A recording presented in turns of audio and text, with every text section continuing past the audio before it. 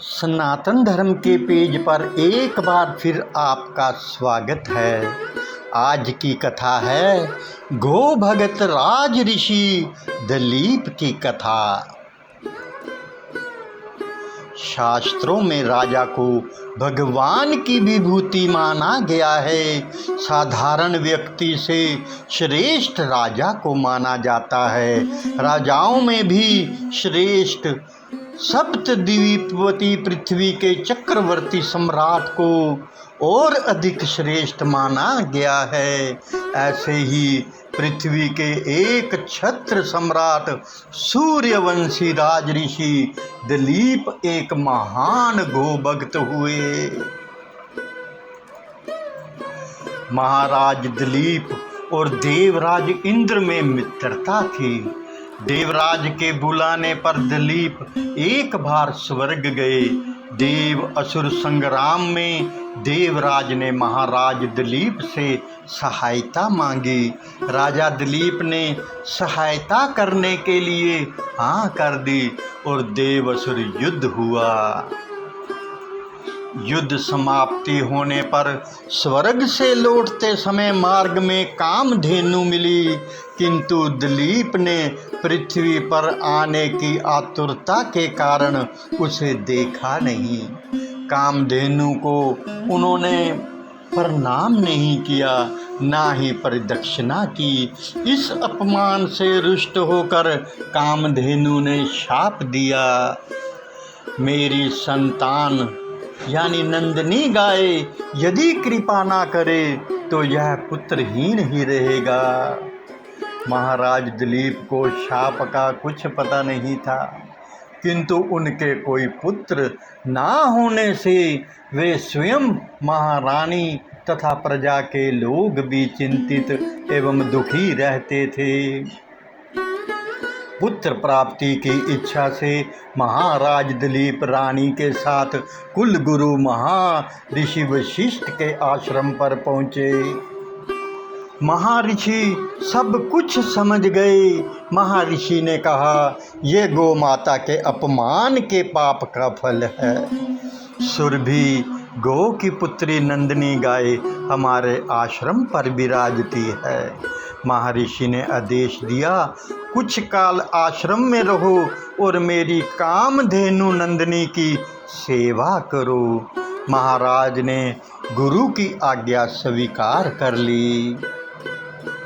महारानी सुदक्षिणा प्रथा काल उस गौ माता की भली भांति पूजा करती थी। आरती उतार कर नंदिनी को पति के संरक्षण में वन में चरने के लिए विदा करती।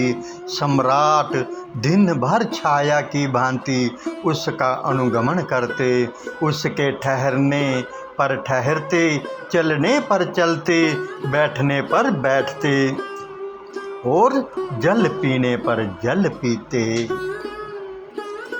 संध्या काल में जब सम्राट के आगे आगे साध्य प्रसूता बाल बत्सा यानी छोटे दूध मुहे बछड़े वाली नंदिनी आश्रम को लौटती तो महारानी देवी सुदक्षिणा हाथ में अक्षपात्र लेकर उसकी प्रदक्षिणा करके उसे प्रणाम करती और अक्षत आदि से पुत्र प्राप्ति रूप अभीष्ट सिद्धि देने वाली उस नंदिनी का विधिवत पूजन करती। अपने बछड़े को यथेच्छा पायपान यानी दूध पान कराने के बाद दूह ली जाने पर नंदिनी की रात्रि में दंपति पुनः परिचर्या करते।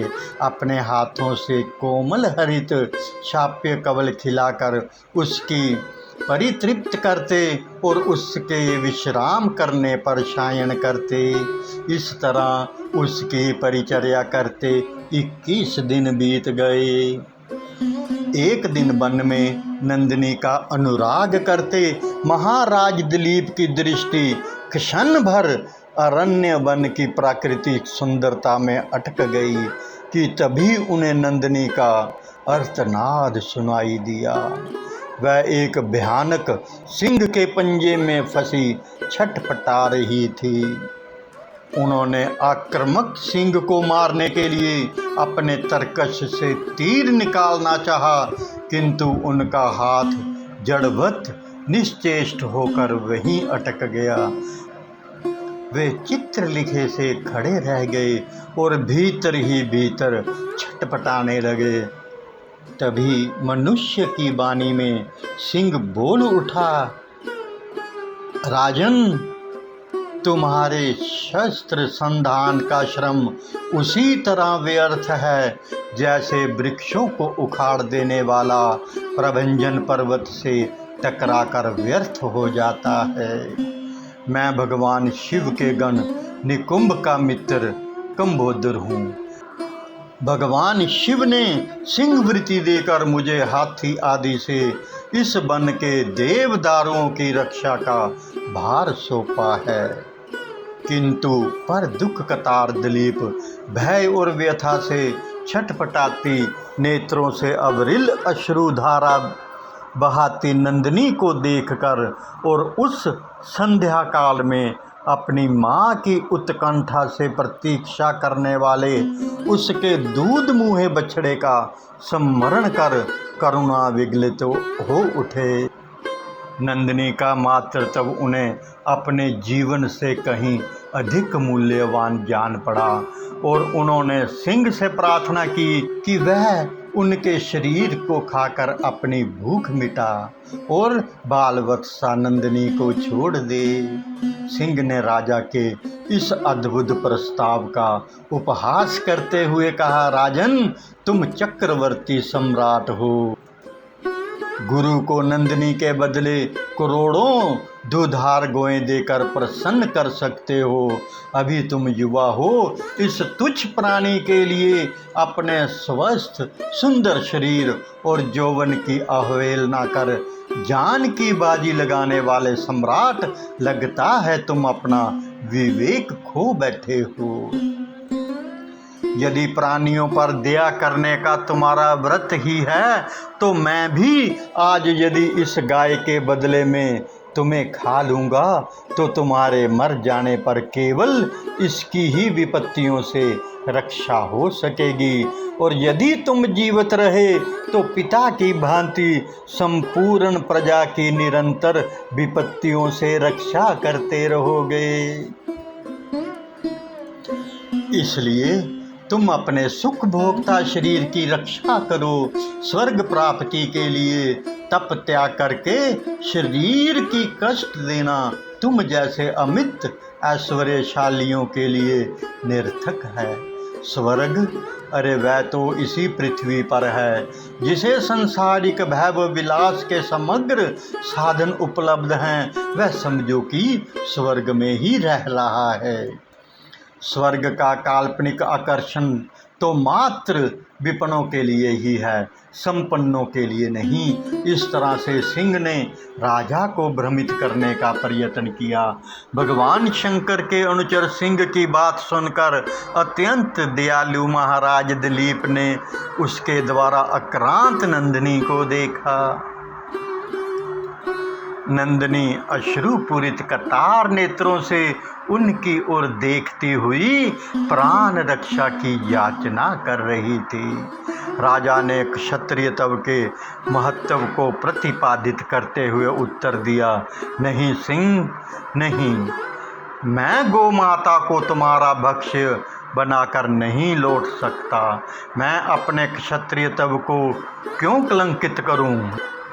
क्षत्रिय संसार में इसलिए प्रसिद्ध हैं कि वे विपत्ति से औरों की रक्षा करते हैं।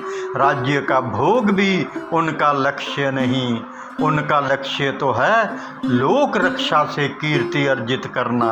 निंदा से मलिन प्राणों और राज्य को तो वह तुच्छ वस्तुओं की तरह त्याग देते हैं। इसलिए तुम मेरे यश शरीर पर दयालु हो। मेरे भौतिक शरीर को खाकर उसकी रक्षा करो, क्योंकि यह शरीर तो नश्वर है, मरण धर्मा है। इसलिए इस पर हम जैसे विचारशील पुरुषों की ममता नहीं होती। हम तो यशा शरीर के पोषक हैं। यह मांस का शरीर ना भी रहे, परंतु गौ रक्षा से मेरा यश शरीर सुरक्षित रहेगा। संसार यही कहेगा कि गौ माता की रक्षा के लिए एक सूर्यवंश के राजा ने प्राण की आहुति दे दी। एक चक्रवर्ती सम्राट के प्राणों से भी अधिक मूल्यवान एक गाय है। सिंह ने कहा, अगर आप अपना शरीर मेरा आहार बनाना ही चाहते हैं तो ठीक है। नंदिनी ने कहा, हे पुत्र उठो। यह मधुर दिव्य वाणी सुनकर राजा को महान आश्चर्य हुआ। उन्होंने वत्सल्यमयी जननी की तरह अपने स्तनों से दूध बहाती हुई नंदिनी गौ को देखा, किंतु सिंह दिखलाई नहीं दिया।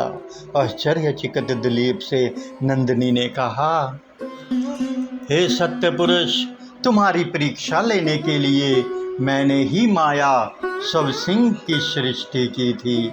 महर्षि वशिष्ठ के प्रभाव से यमराज भी मुझ पर प्रहार नहीं कर सकता, तो अन्य हिंसक सिंह आदि की क्या शक्ति है।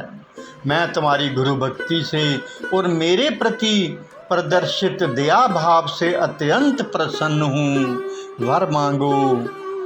तुम मुझे दूध देने वाली मामूली गाय मत समझो, अपितु संपूर्ण कामनाएं पूर्ण करने वाली कामधेनु जानो। राजा ने दोनों हाथ जोड़कर वंश चलाने वाले अनंत कीर्ति पुत्र की याचना की। नंदिनी ने तथास्तु कहा। उन्होंने कहा, राजन, मैं आपकी गो भक्ति से अत्यंत प्रसन्न हूँ। मेरे स्तनों से दूध निकल रहा है, उसे पत्ते के दोनों में धोकर पी लेने की आज्ञा गौ माता ने दी और कहा, तुम्हें अत्यंत प्रतापी पुत्र की प्राप्ति होगी। राजा ने निवेदन किया, माँ, बछड़े के पीने तथा होम आदि अनुष्ठान के बाद बचे हुए ही तुम्हारे दूध को मैं पी सकता हूँ। दूध पर पहला अधिकार बछड़े का है और द्वितीय अधिकार गुरु जी का है। राजा के धैर्य ने नंदिनी के हृदय को जीत लिया। वह प्रसन्न मना कामधेनु राजा के आगे आगे आश्रम को लौट आई। राजा ने बछड़े के पीने तथा अग्निहोत्र से बचे दूध का महर्षि की आज्ञा पाकर पान किया। फलतः वह रघु जैसे महान यशस्वी पुत्र से पुत्रवान हुए। इसी वंश में गो भक्ति के प्रताप से स्वयं भगवान श्री राम ने अवतार ग्रहण किया। महाराज दिलीप की गो भक्ति तथा गो सेवा सभी के लिए एक महानतम आदर्श बन गई। इसलिए आज भी गो भक्तों की परिगणना में महाराज दिलीप का नाम बड़े ही श्रद्धा भाव एवं आदर से सर्वप्रथम लिया जाता है। इस चरित्र से यह बात सिद्ध हो गई कि सप्तदीप्तवती पृथ्वी के चक्रवर्ती सम्राट से अधिक श्रेष्ठ एक गो माता है। बोलो सर्वदेवमयी गो माता की जय। सत्य सनातन धर्म की जय। जय श्री राम।